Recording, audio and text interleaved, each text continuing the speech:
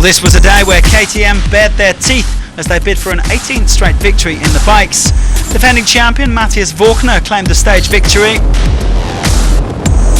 The only man to keep pace with KTM, Pablo Quintanilla, he was 45 seconds back. The Chilean set off much later than the rest after the first trucks, but came second on the stage to go second overall. Toby Price taking over at the top. Until suffering that nasty wrist injury a month ago, the world champion looked perhaps the likeliest of the KTM riders to claim a second Dakar. The Aussie gritting his teeth to snatch the lead with 2 stages to go. Today I knew I had to count, so yeah, that's my maximum today. So yeah, any more than that, I can't go more. So it's the wrist is on fire now.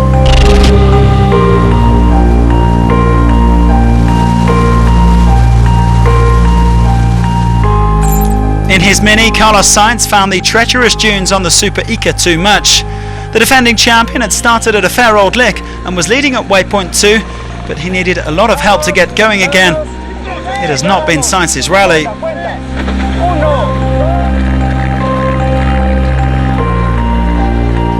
Cyril Desprez found trouble in the same dune. The cars strewn across the sand. Petter Hansel got stuck twice, losing around 10 minutes on both occasions. His Dakar hopes fading fast. But Nasser Al-Attiyah powered away. The Qatari has been the overall leader every day bar stage 2. The finish in Libre drawing ever closer, and with it the prospect of a historic first ever Toyota title. Sebastian Loeb's been the fastest man at the Dakar when running trouble-free. He scored a 4th stage win of this year's edition, over 7 minutes quicker than Al-Attiyah, rising to 3rd overall, only 16 seconds behind Nani Roma. In the side-by-sides, Chaleco Lopez has been on fire since the rest day. The Chileans racked up 3 consecutive wins on stages 6, 7 and 8 to move 54 minutes clear at the top of the overall standings. After 2 podium finishes in the bikes, he's closing on a maiden Dakar title. Stage 8 in the trucks, and issues for the overall leader Eduard Nikolaev, stuck in the same dune where so many cars found trouble. Assisted by co-driver Evgeny Yakovlev and mechanic Vladimir Rybakov, the double defending champion did his best to extricate his Kamaz from the sand. Was this the Dakar slipping away like grains of fine sand in an egg timer? Dmitry Sotnikov, who's never won the Dakar, cruised to the stage victory, relieving Nikolaev of the overall lead. Sotnikov over 25 minutes clear of his Kamaz teammate, heading into the final 2 stages. For Gerard de Rooij, winning a 3rd Dakar title from how far back he was would be nothing short of miraculous. The Dutchman took big time out of Nikolaev, but lost time to Sotnikov. He stood over an hour off the pace at the end of stage 8.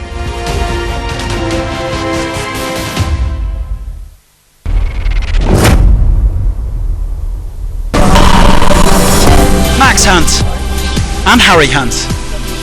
The 2 British brothers have the same love of adrenaline and the same passion for the Dakar. This year they're competing together for the first time, although their ambitions are somewhat different. It's more serious for Harry. For me, it's definitely more of a hobby. I put a lot of pressure on myself to perform and to compete, and I don't come to Dakar just to make the numbers up. You know, I want to be here, and I eventually want to be on the top step of that podium. Yeah, I was very well behaved. Always did what I was told.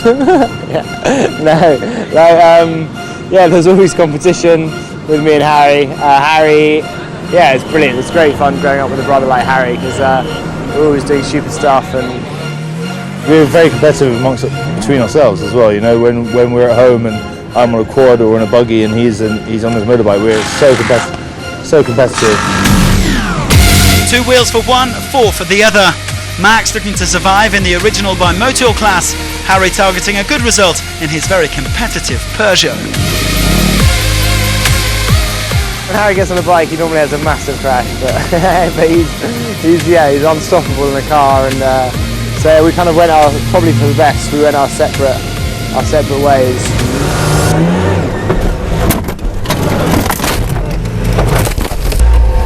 Nothing to do, man.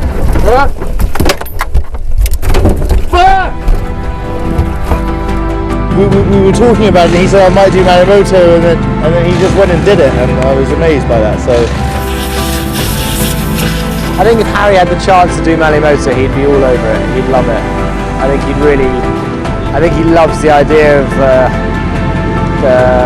the concept of it. I think that it's kind of his. It would really be his thing as well, strangely. So will Harry and Max end up together in a car? maybe just for a laugh. I don't know. We'll see. That'd be amazing, wouldn't it? But I think he would really like to drive as well. Yeah, that'd be fun, wouldn't it? I'd try and navigate or something like that. I don't know. I think we talked about doing it in truck, maybe in the future. Sadly, both brothers have now retired, but they're sure to return to pursue their Dakar dream. 313 kilometres of special to cover on stage 9, another tricky loop around the dunes of Pisco. Perhaps a final chance for the outsiders in the bikes to try to put some time into the top two, Price and Quintanilla, but that was always going to be a tall order after another mass start. The big guns man-marking each other over the dunes.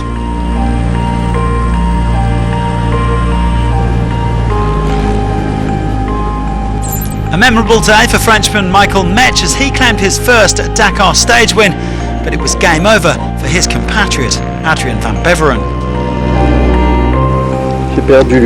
I lost my oil. I could feel the gearbox starting to slip about 20 kilometers ago. I tried to conserve, but it's over.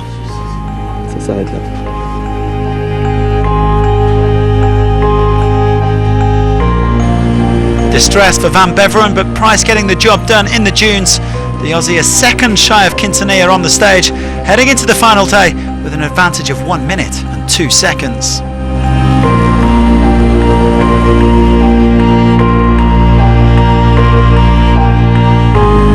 Stefan Petter Hansel's race ended on the penultimate stage, only 26 kilometres in.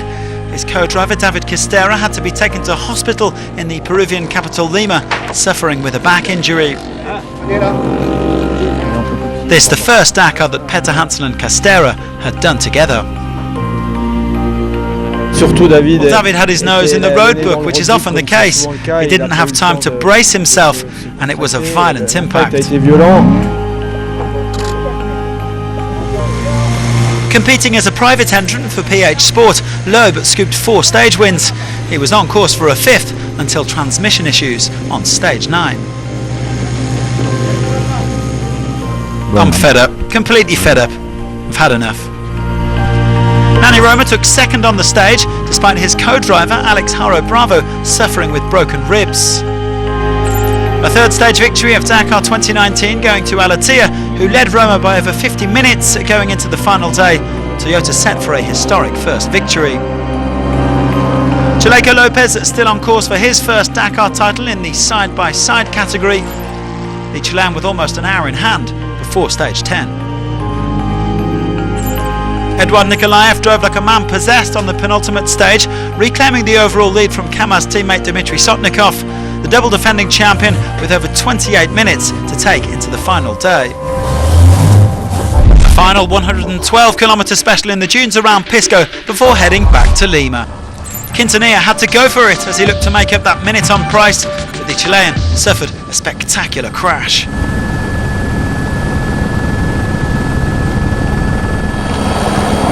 Luckily he got patched up and was able to continue, but his final day spill cost him a spot on the podium. Matthias Wagner snatching 2nd place for KTM. But all eyes were on this man Price, and he finished in style, taking the stage 10 win and conquering his 2nd Dakar title. An incredible achievement from a man who underwent surgery on a scaphoid fracture in his wrist only a few weeks ago. I'm over the moon. I'm so damn stoked, and it's been a long 10 days, and now I just wait and see what damage I've done to the wrist. So we'll, at the end of the day, the pain and the torture's been worth it. KTM's 18th straight victory in the bikes. Sam Sunderland even leapfrogging Quintanilla to make it a KTM 1-2-3, with the Chilean's Husqvarna teammate Andrew Short in 5th. Xavier de Sultre getting his best ever finish in 6th. Nacho Cornejo was the highest placed of the Honda riders in 7th. A one-man demonstration from Nicolas Cavigliasso in the quads. The Argentine won a staggering 9 out of 10 stages as he led from start to finish. Cavigliasso conquering his maiden Dakar title by almost 2 hours from compatriot Jeremias Gonzalez. Carlos Sainz won the final stage as Nani Roma finished outside of the top 5. That only happened on the short opener and the closing stage. Roma was 2nd overall. Nasser Al-Attiyah was nursed to the finish by his Toyota teammate Giniel de Villiers. The Qatari wrapping up a 3rd Dakar title with 3 different constructors. The perfect present for co-driver Mathieu Baumel on his 43rd birthday. It's everything's happens, for this year. I am happy, for Toyota because there's the first time in the history of Toyota winning Dakar. This will be fantastic. Al-Attiyah's winning margin 46 minutes 42 seconds from Roma, Loeb with his 2nd podium finish after 2017 ahead of Przonski and Depre. Martin Prokop scored the Czech Republic's best ever finish in the cars, 6th for the Ford driver. French veteran Ronan Chabot back in the top 10 on his 20th Dakar. Chaleco Lopez claimed 4 stage wins as he bagged his first Dakar title in the side-by-sides. This was the former biker's 8th participation and the first in 5 years. A remarkable comeback for the Chilean, who won by over an hour from Gerard Fares, defending champion Ronaldo Varela completing the podium. Dmitry Sotnikov followed Eduard Nikolaev to the finish line as Kamaz scored an overall 1-2. Nikolaev coasting to a hat-trick of titles, his 4th as a driver and 5th overall. He's getting ever closer to the 7 titles of the great Vladimir Shagin, the Kamaz team boss. The gap between the top 2 a shade over 25 minutes with Gerard de Roy 3rd. Kamaz might have swept the podium but for Andrei Karganov's disqualification.